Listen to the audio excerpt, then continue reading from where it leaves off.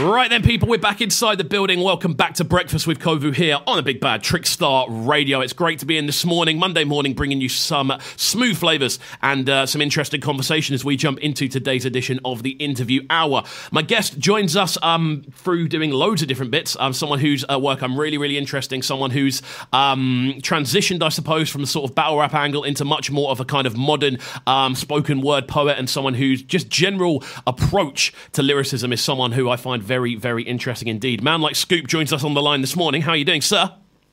Yeah, I'm not bad, thank you. Thank you very much. Thanks for having me. No worries at all, man. It's great to get you on. This is one we've kind of had locked in for a hot minute, and obviously at the start of the year we had to push everything back a little while, so it's great to finally get you on the line. How's your morning going?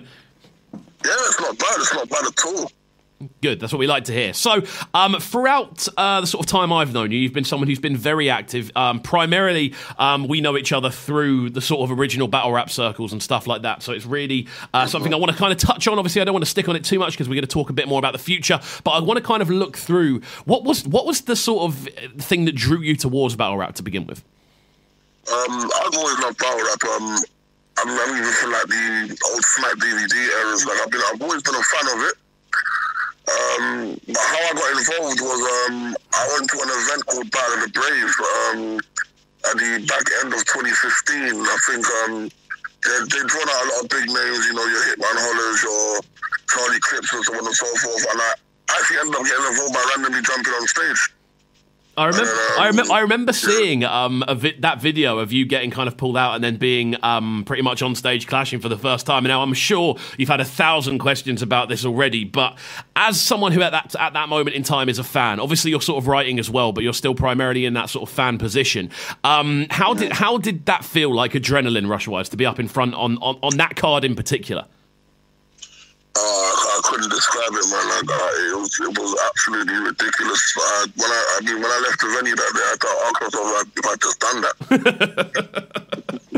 I'm not surprised, mate. It's such a big thing to do. And obviously, for those that kind of aren't aware, there's a big kind of difference, I suppose, between a sort of typical UK crowd and essentially more of a smack crowd in regards to the sort of things people are interested in, the sort of content people are interested in. When you kind of stepped up in that scenario, did you find that the stuff you had, I suppose it wasn't necessarily pre-prepared for that exact moment, but obviously you had some sort of content written and you'd been writing and practicing. Did you find that your style fitted instantaneously to that venue? Yeah, I did actually. I did quite surprisingly. Actually, I did. I can't lie. I mean, it's so interesting to kind of hear, because obviously from the back of that, you've then moved essentially into performing, almost skipping that kind of tryout phase to an extent. Most battle rappers in the UK will go for a tryout phase and then they'll have a couple of more sort of undercard, but you pretty much jumped straight in from there. Yeah. I went and battled on Gift of the Gab, and then, I think 3 battles later, I was on Don't Flop on a card called Next in Line. And then, after that, it was North vs. South, and then DNA, if I remember correctly. Yeah, I mean, it's such an interesting kind of almost rise, and the fact you've kind of slotted in so quickly, and it's made so much sense for you to kind of follow that path. Obviously, I don't want to linger on battle rap too much because it's something that I do tend to discuss on the show a fair bit. But I want to kind of look at that transition that you've made into this new kind of area of performance, essentially. Because I think it was a couple of years ago I started seeing clips of you at sort of open mic nights doing much more of a kind of spoken word approach, but with a lot of similar kind of attributes in the way you were writing. So how did that first come about, that idea of doing a much more spoken word style of performance?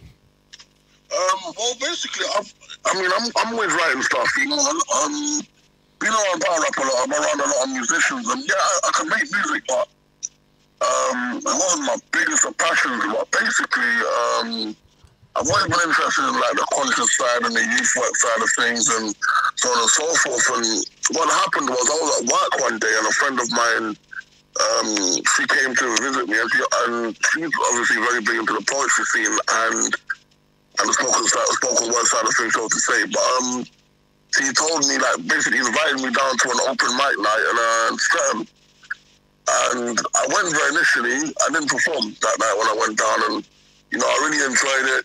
And I just thought to myself, I could really dive into this. And then I think, just after that, I literally just started performing any chance I could get.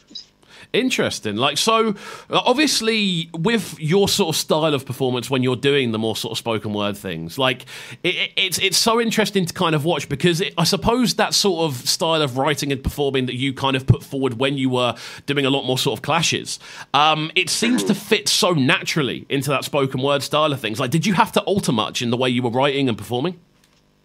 It's weird because a lot of people who weren't familiar with me or my say power rap background, were like, wow, how do you put your stuff together like that? But you know what it was? A lot of people did know me, realized that it was almost like that battle rap formula. I just took the subject matters and topics and just started formulating them in a way I probably wouldn't say it in battle, i.e. with the wordplay and the similes and the punchlines. But I think the spoken word has probably helped me elevate my writing as well. Definitely. I mean, we've seen a fair few clips of you sort of floating around on different social media platforms and things like that, and you seem to be gaining quite a lot of traction off this sort of spoken word angle. Mm-hmm. Like, so why do you think that? Why do you think that that's kind of picking up so quickly? Do you know what? I think because I think, for example, because I think spoken word in a sense a lot of the time has a stigma to it. Like a lot of people, they do view it maybe as boring, because a lot of people, it is popular, but it's still niche in a sense, because a lot of people have the stigma that maybe it's boring, maybe the way it's delivered. I feel like I give like a different kind of twist on it. So I talk about a lot of subject matters that people do want to hear, and on top of that, I deliver it in a sense that I think is maybe a bit more digestible.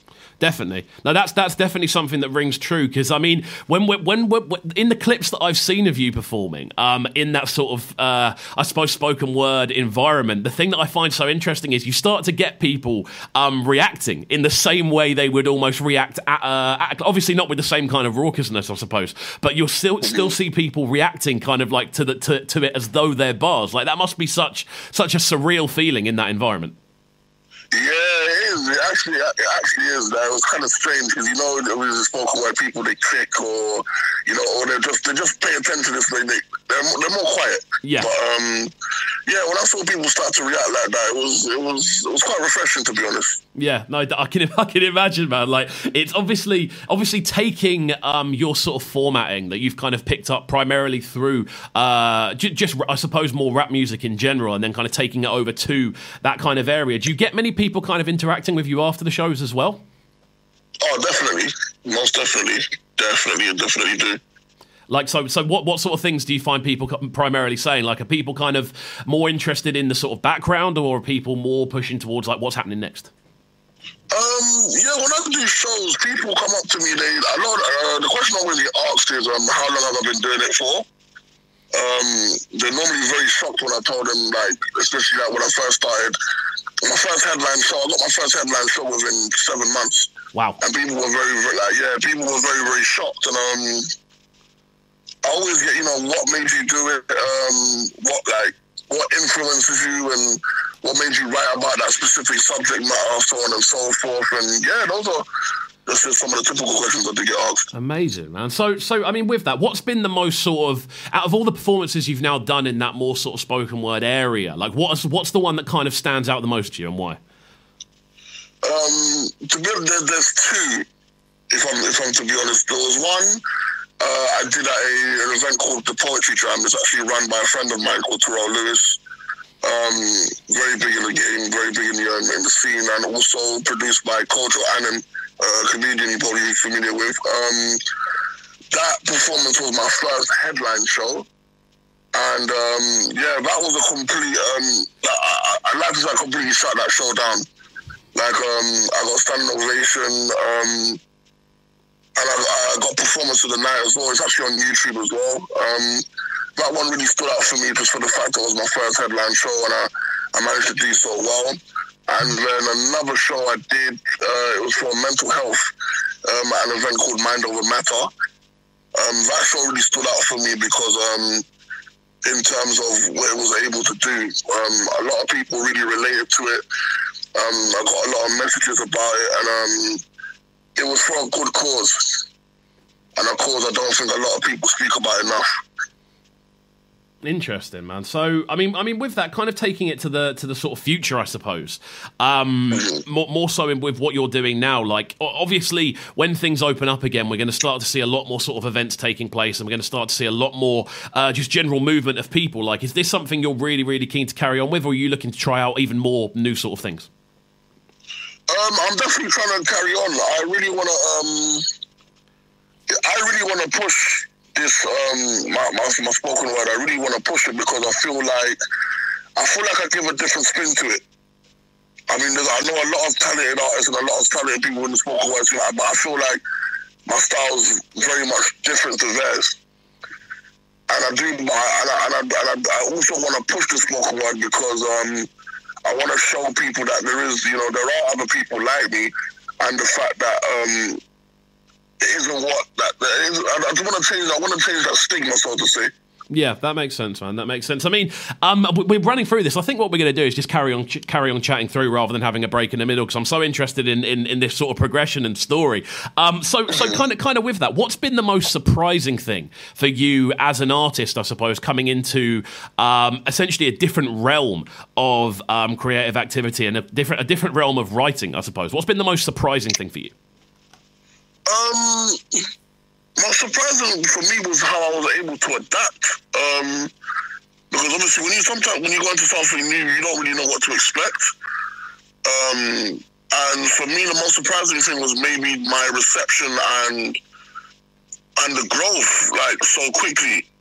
Because in battle rap, I managed to elevate quite quickly, but I didn't really foresee that happening in the spoken word so quickly. So yeah, I think that's probably that was the most surprising thing for me, to be honest. Yeah, that makes sense, man. I mean, it's so good to see. And the thing is, when we kind of, I've kind of clocked this about people that you've kind of met through battle rap circles, I suppose. When you start to see people branching off into different areas and doing really well, it always puts like a bit of a smile on your face, you know, because it's such an interesting thing going from that sort of community of people that are so interested in that one singular thing, and then moving into other areas. Like, have you had many of that sort of your sort of battle rap following, I suppose? Have you had many of them kind of follow you over to this new area?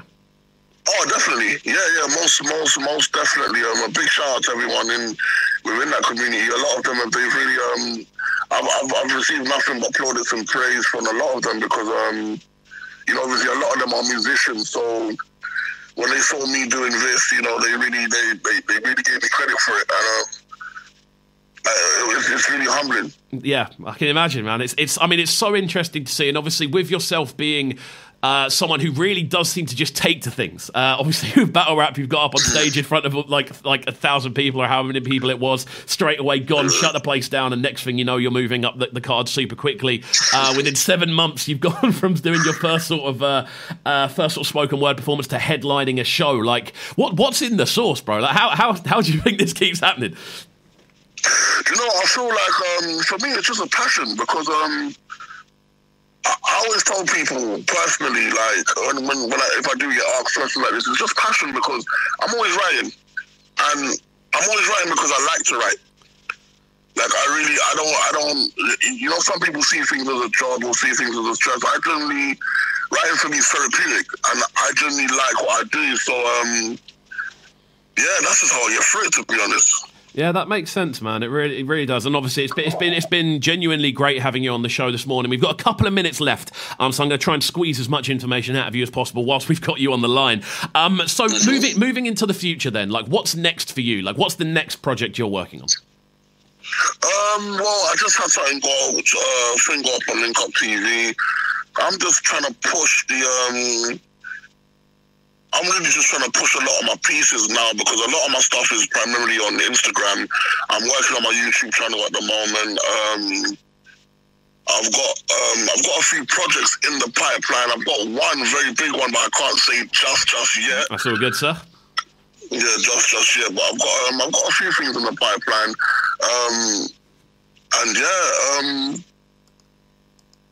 Yeah, that's it really because I've got a lot of shows that I'm waiting to confirm. It's just obviously because of the whole pandemic and so on and so forth that I've not been able to confirm certain things yet. So a lot of my shows are now COVID pending, i.e., if the restrictions get lifted as they're supposed to. Yeah, entirely, man. Well, the thing is, I'm looking forward to seeing these shows live. It's definitely something that when things open up, I'm very, very keen to come and watch live in the building, purely because I can imagine the energy is entirely different from watching it online as well. I can imagine the energy in the building being something really special. Dude, it's been great having you on the show. Thanks for joining us. No problem. Thank you. Thanks for having me. Each and every time. Before we do finish up, however, what are the best social media tags for people to get hold of you on and what platforms? At the moment, most of my stuff is on Instagram, so it's at BigScoop_. Yeah, and I update nearly everything up on there. I tell everyone, if you just keep an eye on anything I post up there, because my YouTube channel's in the process of being made at the moment. And yeah, that's probably the best platform to get me on at the moment. Amazing stuff, man. Well, it's been an absolute pleasure. We'll stay in touch, obviously, and I look forward to seeing everything as it develops. And we'll chat soon. Thank you. Oh, thank you. No problem. Each and every time, man. It's just gone 20 minutes past 9 here on Trickstar Radio. You're locked into Breakfast with Kovu. Massive shouts out to Scoop for the last 20 minutes or so. We're going to jump into this one from Rudimental next. Keep it locked and don't go anywhere. This is Breakfast with Kovu, bringing you their morning flavours on Trickstar Radio. Trickstar Radio.